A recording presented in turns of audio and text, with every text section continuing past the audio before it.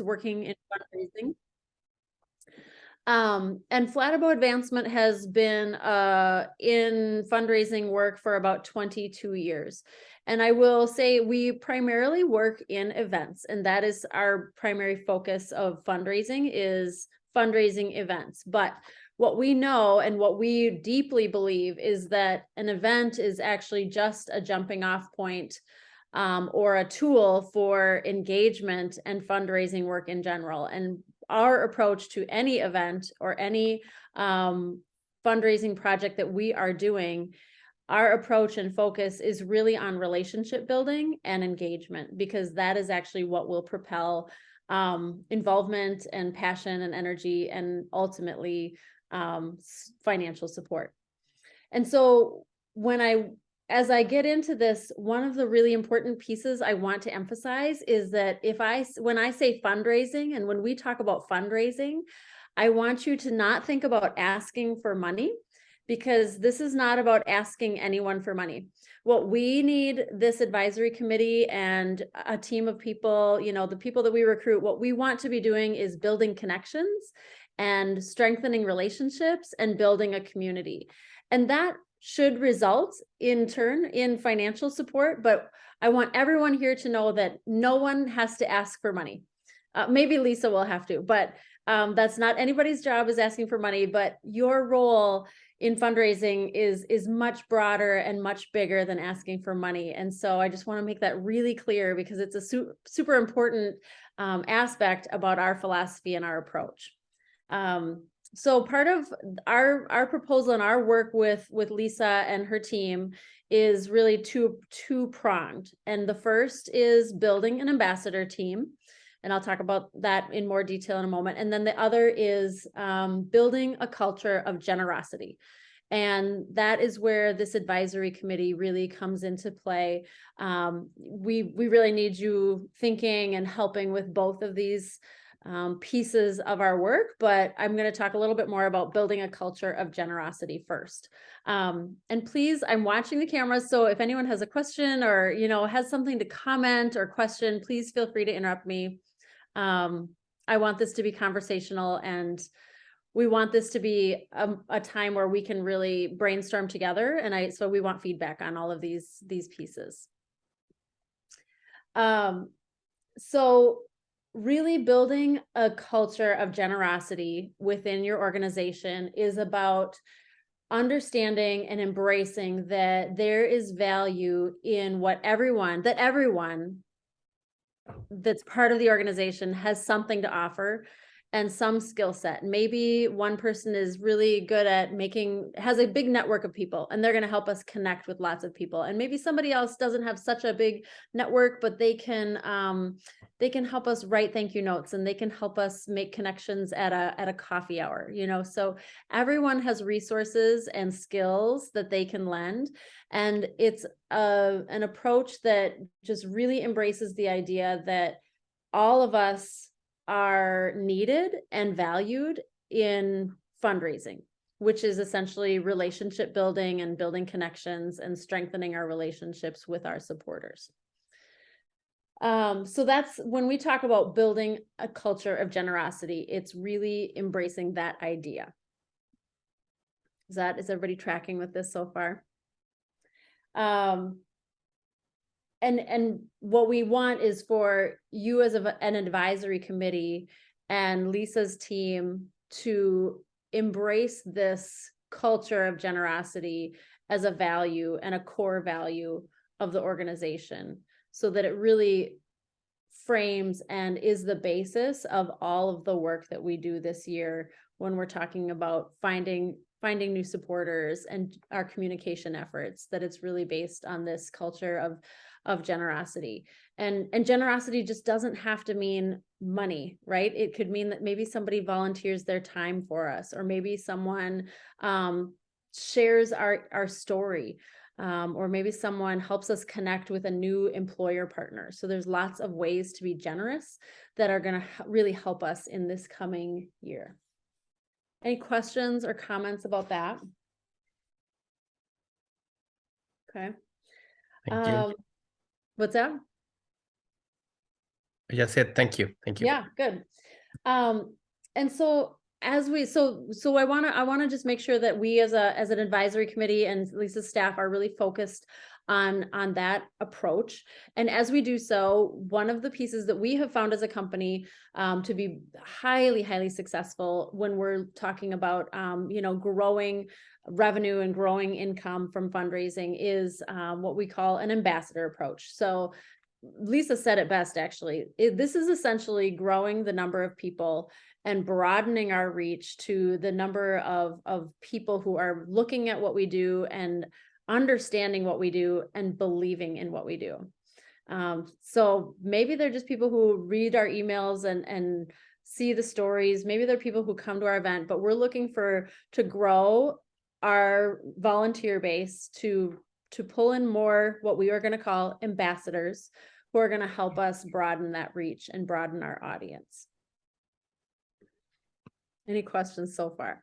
It's a fairly basic concept, right? It's not complicated, but the actual work to get there is, there's quite a few steps that we need to do to get there. And Lisa and Ahmed and I have been brainstorming on some really specific tactics and specific goals and outcomes that we are hoping to talk about tonight as we launch this idea. Questions so far? No, it's all good. Thank you. This is Lily.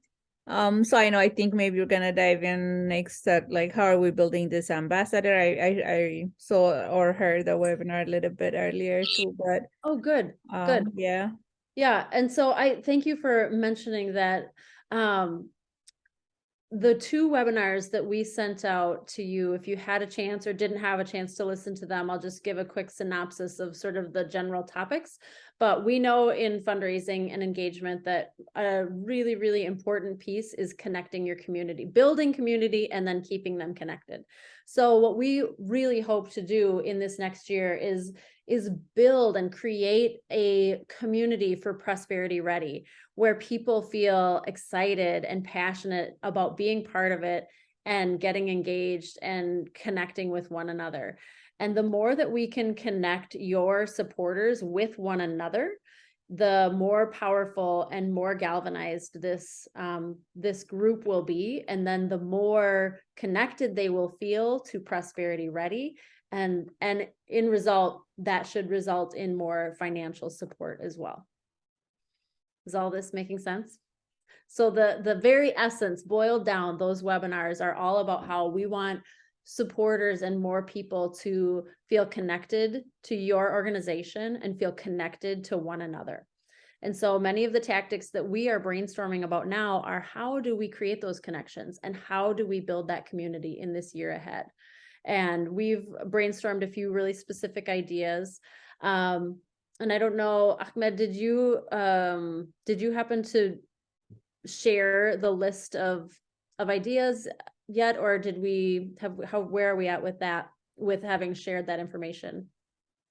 Okay, so Lisa probably has it because Lisa was CC'd, but with the rest of the advisory committee, I haven't shared it. That's okay. That's okay. Yeah, we've had an influx of meetings today for potential participants, but we do have the list.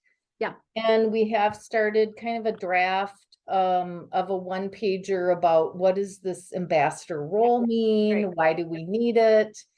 And we can talk about that a little bit more, but I would just love to maybe hear all three of our committee members who are with us have nonprofit experience. So, Dr. Anwar's got global nonprofit experience. Lulit does as well with her current position, as well as she worked for CAPI USA, which is a big nonprofit here in the Twin Cities. And then Miriam also has a role with her community. So have you guys heard of this concept before of building, maybe it's not called ambassadors, but kind of building a core group of supporters who kind of bring in more supporters? Well, I can just share my experience, Lisa. Well, my experience, particularly with the building connections and network back in the country, was that for the business development purposes, I had to identify the right organization, the right people that I needed to be connected. And I had to go at least every 3 months through this list.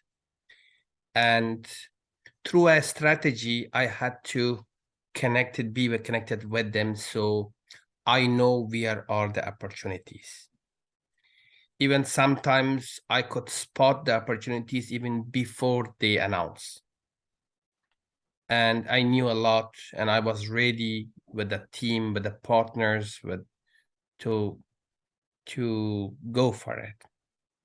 So it was a series of multiple meetings, joining within different events, sending letters, emailing them, and sometimes just telephone call, and inviting them for cup of coffee, tea, sometimes restaurant. So these were all different experiences that I had to do. And then it would start with a small circle, let's say 6 people, but then they had other connections.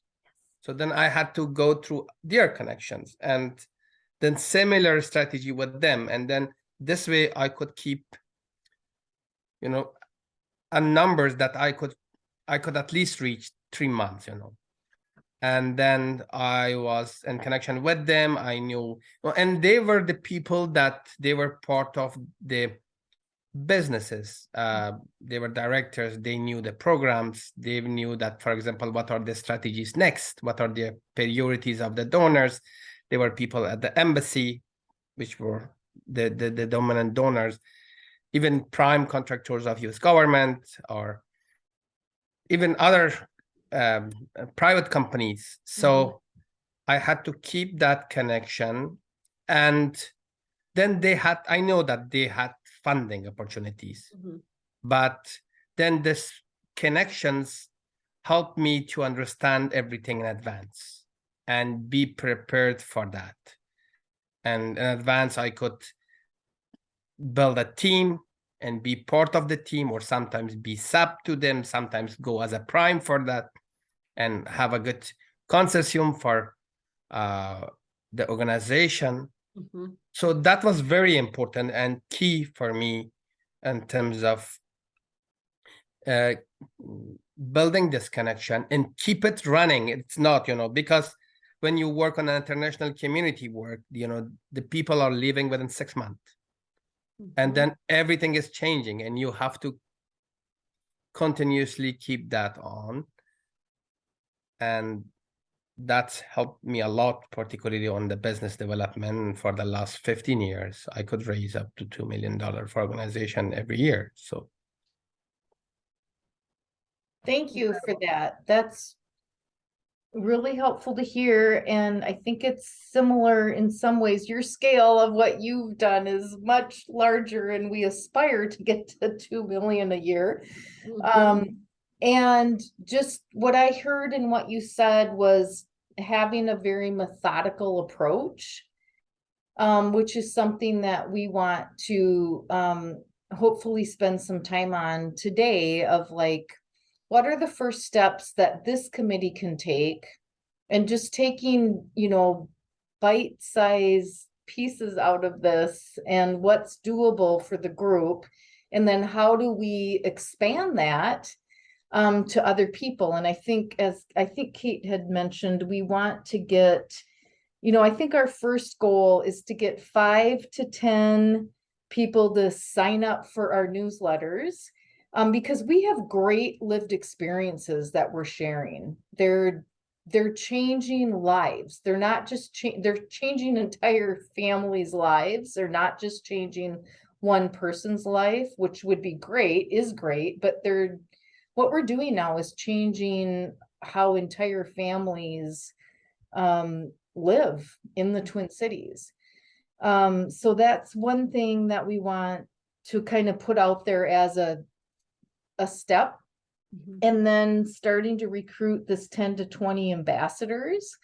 And I think that's where I hear parallels in what Dr. Anwar is saying with, there's a ton of ways you can do that. You can email people, you can have coffee with people, you can share our mission. We want to know what materials would be most helpful to you. But before we get into kind of the tactics, I would love to hear from Lulit and Miriam in terms of what are you thinking right now? You both have experience in this type of space. What can you, like, what are you thinking? Yeah, thank you, Liz. I can go next. So my experience with ambassador or community building would be like I think for our nonprofit, because it's mostly knowledge based, we call it knowledge philanthropy. So we ask for our volunteers for their expertise. So we have our own like communication department, because it needs a lot of communication and follow-up to build that community, to build that, because champion, like we're trying to recruit champions so that they would be our advocate for their team, for their department, because it's like wide. We try to connect with corporate companies, where I've like, we work with food processing companies, so it's huge and like big departments that that they're working in. So we try to connect with champion, but then I'm not involved in recruitment of that or like communicating with that, but it's just we're mindful of like, even when I'm connecting to volunteers, it is just it's just making them, as Kate said, like it's like creating that sense of community, and then so that they can come back and volunteer, because they're going to ask again and again for their time. And then how we can hear their feedback. It has a lot of follow-up, and then these champions are like, they would help us sometimes, so that not all of us will go to that person, but like there will be one specific communication person that would go to them, that would communicate with them constantly what our needs are. Like if there's events, they would call us, so that would present there. So these champions will be like our contact person, so that they will let us know, like, we have this event, they have this meeting, so you can come, like we'll give you 10 minutes, 15 minutes to present in our department meetings. So they're like our advocate within that company. So, but again, how do we select that champion? It is a long process of like, again, that it's just creating that connection, and then it might be they do part of fundraising too, but then also mostly constantly communicating with them, inviting them, just making them part of, like, believing in our mission, and then like we might be like meeting them for coffee, and then it's just a process of like really making them comfortable and believing in our mission, and that they're willing and happy to do that. But also, again, but that comes with the champions will be available if the organization that we're connecting are believing with our mission too. Like, again, it's like the bigger corporation, the bigger the company that we're connecting, they believe, the leadership to believe in us, and then of course it's easier to get that champions and then our ambassadors too, so that we can always go back and connect with them, and that they would be our like internal advocates. So it's very it's a lot. I mean, they're resourceful, and then it's a great opportunity, but then, as you said, Lisa, it's just step by step, creating that like confidence, trust, and then building that community, believing in our mission. And then I know COVID happened, but it's just, I think it was this week, we had our first, they said, I haven't done that, but it was our first in 3 years, the first in-person meeting with some of our volunteers this week. And then I only emailed them. I only know them by their first name and last name through email. And then meeting them in person made a huge difference. Like that connection. I mean, I know we can do a lot in virtually. We attend their we present in their department meetings, but then knowing them in person and having that, it's just 1 hour, whatever, like happy hour or coffee time and connecting and talking, it just makes a huge difference for me. Like it lifts up a whole lot of, like, it makes it easier for me now. I can easily email them next time if I need help, like, you know, I have this opportunity, would you be willing to volunteer? It makes a huge difference. So I hope we'll do that. That would help more to, like, in person. I know we're so used to cocoon in our life, in this virtual life, but yeah, in person is real. Yeah. Oh, that is so helpful. And that's a big part of the strategy, is how do we connect? You know, what can we do in person that doesn't, you know, cost a lot of money? So that's so helpful to hear. And Lulit, I'd love to follow up with you offline on who your companies and champions in the Twin Cities are, because there might be some synergy there where we could get some introductions, because if they're helping with food security, they might be willing to help with immigrant job seekers as well. Yeah. I like that language too, Lily, the champions, you know, that's, Mhm. I should say, you know, we call this an ambassador program, but we can call this whatever feels good to you as a group. And I know that the question of branding this idea, you know, specific to Prosperity Ready is another question to discuss, but you know, that's exactly what we're getting at, is to have champions. And it reminds me of one of the suggestions we've made is to consider all of your employer partners, and if there could be a champion for each of those companies who really is sort of our liaison to the company and telling people and sharing people about this work. So that's a great term. Yeah, I love that. Lulit, when you were speaking, this phrase kept coming to mind, because I don't know about the term ambassadors. I don't know, that can mean a lot of stuff, but Yep. what kept coming to mind when you were speaking was prosperity champions, or prosperity champion team, or something like that. But anyway, so I think we have Kate for a few more minutes. So Miriam, could you kind of weigh in on our discussion and bring your experience into bear? Yeah, absolutely. I don't have a lot of experience on the fundraising side, but I will just speak to what has been discussed thus far. I love everything that I've heard. I definitely like the idea of building out an advocates team or champions, you know, even within corporations as we work through diversity, equity, and inclusion activities. At my previous employer, we had initially started that activity building out just a key focus committee focused on DEI. And once we built that first committee and set out a strategy, then we started building out an advocates group. So we had advocates and we had cohorts of advocates. So we would have advocates and then additional advocates. We'd keep cycling people through the system. And we also just launched a champions group too, so that members who want to participate, who want to keep getting the word out, just helping to spread the mission, vision, goals, objectives, all of that. We try to spread the message out through the champions and building out advocates across the company. So I absolutely love everything I'm hearing. I think it's great, and I am totally ready to support any of the activities that we choose to go down. So for all of you, like, what kind of materials, like, what did you do to build these groups of, or these advocates? I love the word advocates too. I love advocates. I love champions. What did you do to give them the information they needed to become champions and advocates?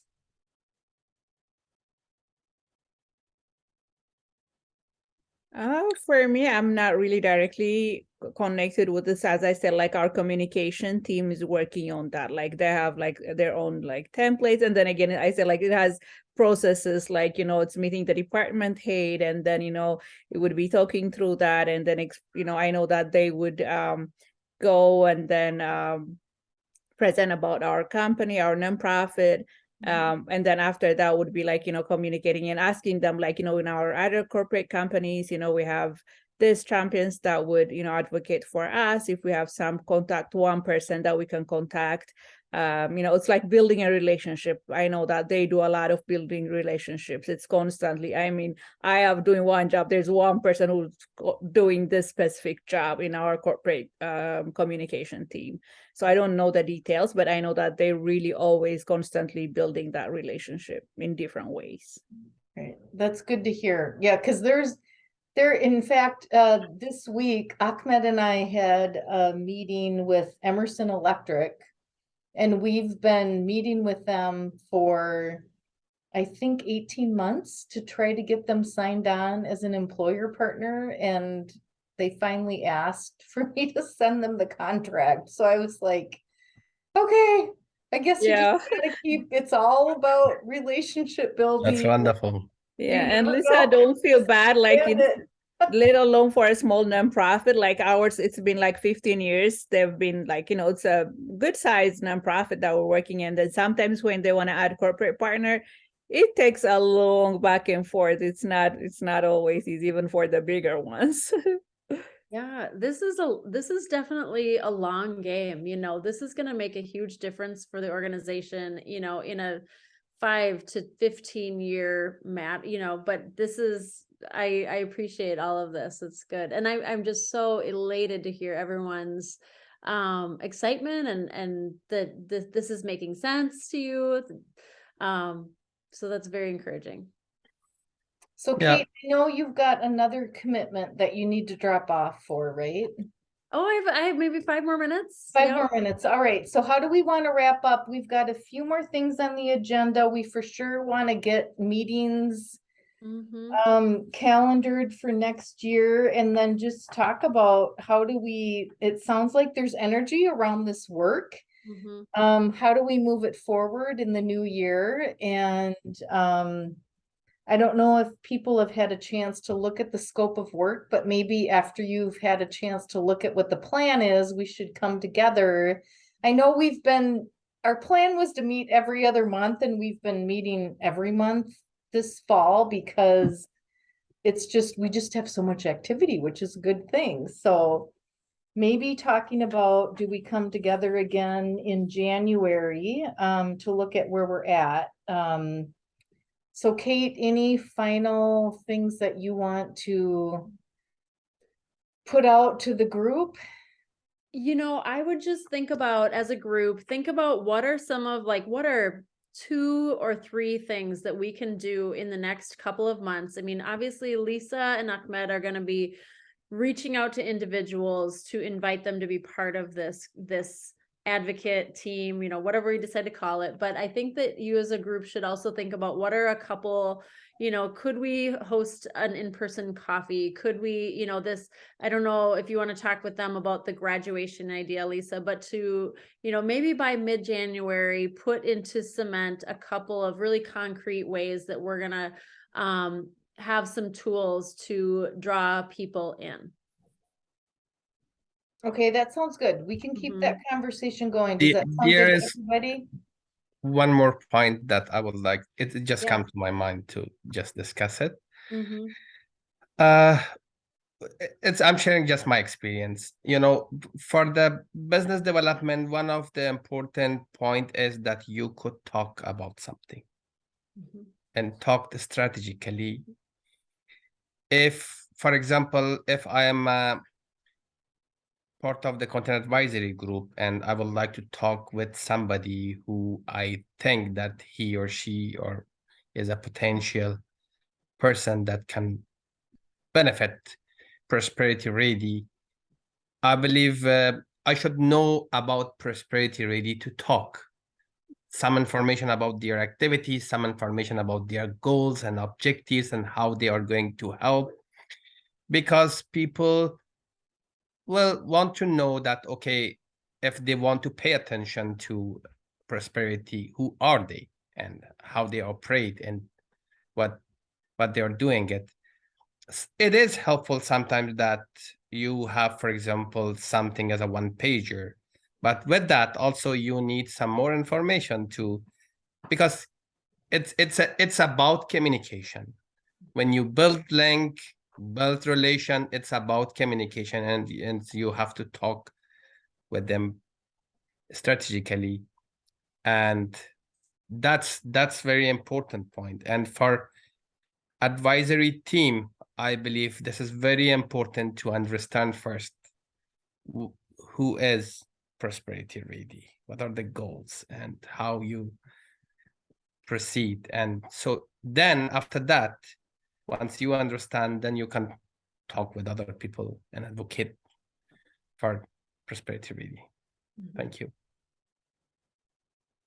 Yep, thank you for that. So I think that would be a good agenda topic for our next meeting is what, is there clarity around our goals?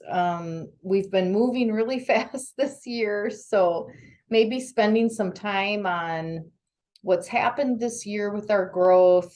I don't know if people have had a chance to review our impact report for this year. It's kind of a mini version of our annual report, what our annual report will be. But I think that's a really good point is, what are our goals? Are we all clear on that? We haven't done any formal strategic planning this year because it's just been kind of this, feel like I'm in a inner tube flowing down the river. So Kate, I want to respect your time. So if I you need to appreciate jump that. off. Yeah, let me know when you decide to meet again for January. Obviously, you and I, Lisa, will certainly connect before that. But I would just say, as a committee, be thinking about, what are a few of these goals that we've mentioned. Can we add people to our newsletter, and can we recruit 5 to 10 or 5 to 15 new advocates to this team in the first quarter of next year? What are the tools that we need to do that? And what are my personal, and start thinking about individually, who are the people that I can reach out to draw in? Because I do think, one of the number one indicators that we see with any type of fundraising endeavor is what is the passion and engagement of a board. And I know you're not a formal board, but you are what we have in terms of a board. And so we need everyone really engaged with this process and excited about it so that we can start spreading our wings and broadening our reach. So be thinking personally about, how you can help us with this and what you would need to make that happen. All right. Thank you, Kate. Yeah. I am so excited, and Thank you, Kate. Yeah, we can follow up tomorrow or next week, Lisa, and it's wonderful to meet all of you, and thank you so much for inviting us to be part of this process. I'm very excited about the opportunities ahead of you. Thank you. All right. Good night, everyone. Have a good weekend. Stay thank you. safe in our winter wonderland. Yes. Good night. Night. Okay, guys, so is everybody okay for maybe another 30 minutes? Yes, 30 All minutes. right. Totally. So, we kind of covered a lot of ground there, covered some of the agenda. I just want to kind of check in with everybody. Where are you at? We talked, this was pretty strategic topics tonight, a little bit of tactics. Do we want to talk about kind of concrete next steps, or do you have questions about the whole ambassador program? Where do you want to, I want to have a conversation. I don't want to have a Word document agenda. I like everything we've talked about so far, and I'm okay if we want to spend some time talking about concrete next steps, or we do that when we meet up in person next year, maybe. I don't know, but nothing I have heard is something that would cause me to say no. I think that's the wrong decision or wrong direction. Okay, Luli, what do you think?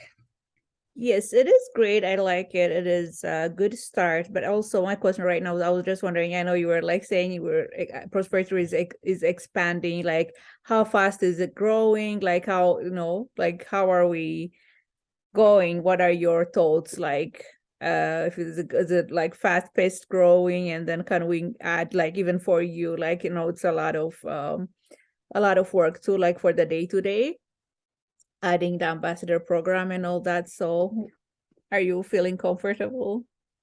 That's a great question, and thank you, bless your sweetheart, for thinking of that. Whew, am I comfortable? Yes, because we have Ahmed now, and he is coming up to speed very quickly. He's been on board for a month and a half. He's taking a lot off of my plate, and I think that this is just a really necessary evolution in our growth. And I believe that if we have enough support from you and Miriam and Anwar, and if we can pull Jote in, and, you know, leverage Jackson and kind of expand our group of supporters, that this is something that's very doable, and it is necessary. It's a strategic thing at this point to get these ambassadors on board. I think 10 to 20 by the end of February is, it's a bodacious goal. It's a bold goal, but I'm okay with setting a bold goal and you know, adjusting as we go. I think if each of us could just identify maybe even 2 or 3 people that we could talk to about being an ambassador, and granted, you guys have no, like, we're building with Fladeboe's help, with Kate's help and consulting help. We're gonna build some very basic materials about what this means, but it's just, if you guys look at the newsletter that we sent out tonight, we've started already messaging around what they're consulting us on, which one of the key points is please donate, and a really powerful way for you to give is to send this email on to other people.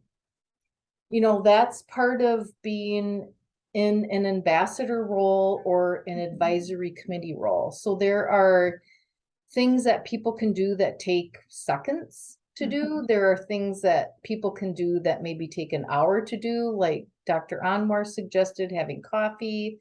So we'll work on getting materials that you're all comfortable with, and we want your feedback on what do you need? Like, what do you need to have a coffee meeting with somebody, or what do you need to have in order to send an email to someone to say, hey, would you consider supporting this organization? So that's a big part of it. The other thing that Kate keeps stressing with us, and Luli, you brought this up, is this whole engagement. Like, how do we, and now that we can safely gather, how do we start gathering community to build support?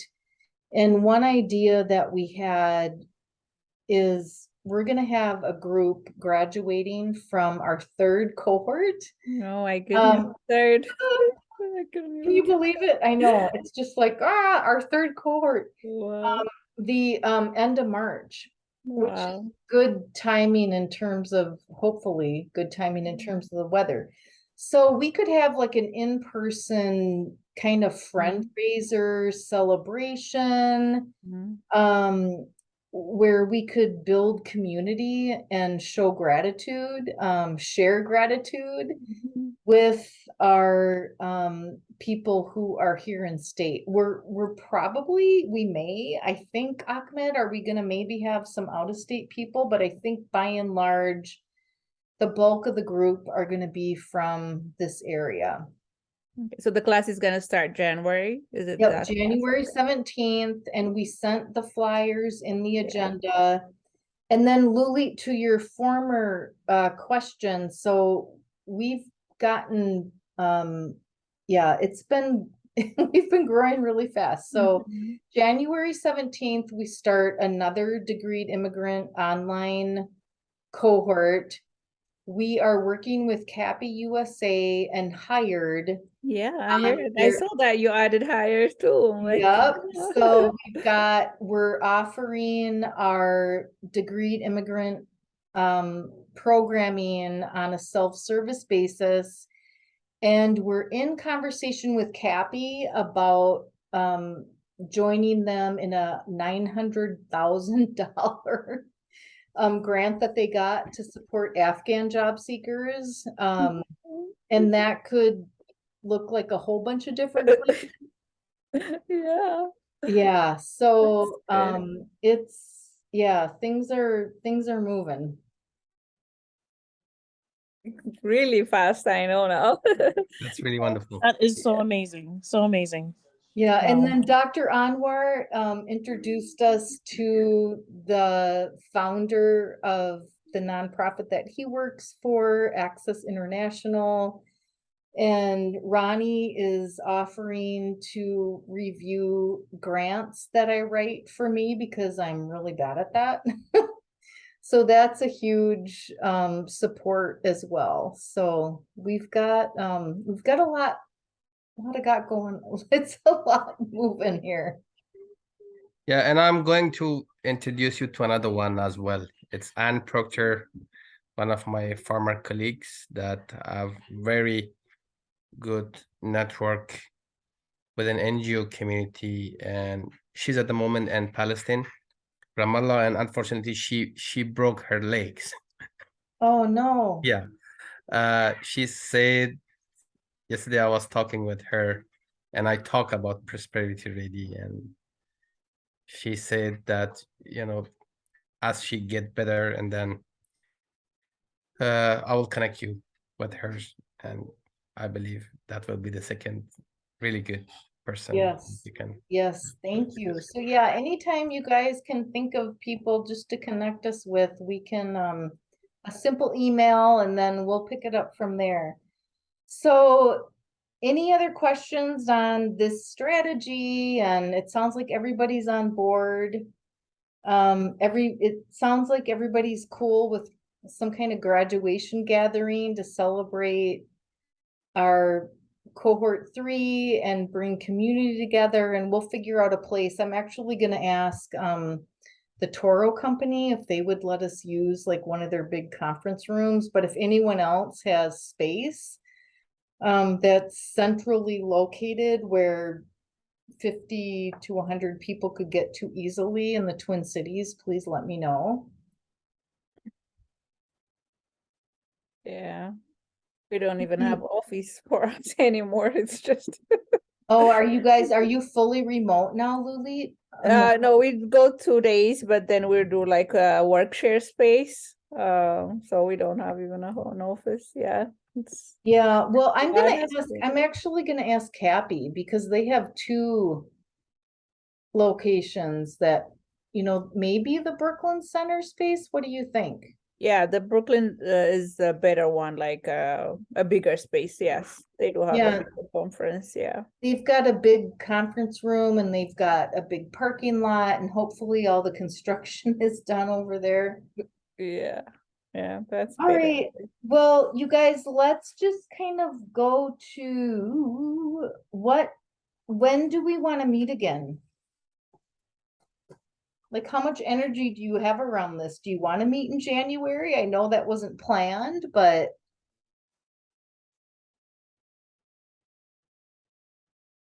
I'd like to meet in January. One of the things that I think would be super great would be to see the visual of the strategy, so to see everything. And so I'd like to meet in January. If that works for everyone, to meet in person, let's meet up and let's view the strategy. Let's see it all. The one pager we talked about. Let's see it all. Like, let's map out the whole year. I think we should do a working session. Yeah, I mean that's true. Like, I mean, if you give me like an option, like, yeah, let's meet in February, but then it will become all over again a new thing. So let's catch up, January. If we set up a time, and I will, put a time and then sit and discuss this. So yeah. All right, well, I love that. We'll have to figure out a way to include our colleagues who are in Virginia. And we can figure that out. So I love the idea of a working session and getting some kind of visual of a strategy pulled together to review. Miriam, you and I are having lunch on Monday, right? That's right. All right, so maybe we can kind of tease this out a little bit more. Do That you, sounds good. how do you guys, are you guys good with doodle polls? Like if we send a doodle poll with multiple dates to choose from, does that work or is that annoying? I don't know. What's the I best? like way to that get actually. all That on works one for video? me. It works. It's not annoying. It Yeah, works. it gives me Yeah. an option to check stuff. So yeah. All right. So we're gonna do a little more thinking about our next meeting, but let's kind of target, does mid-January sound good? Yes, it does for me. For me, oh, okay, let me check.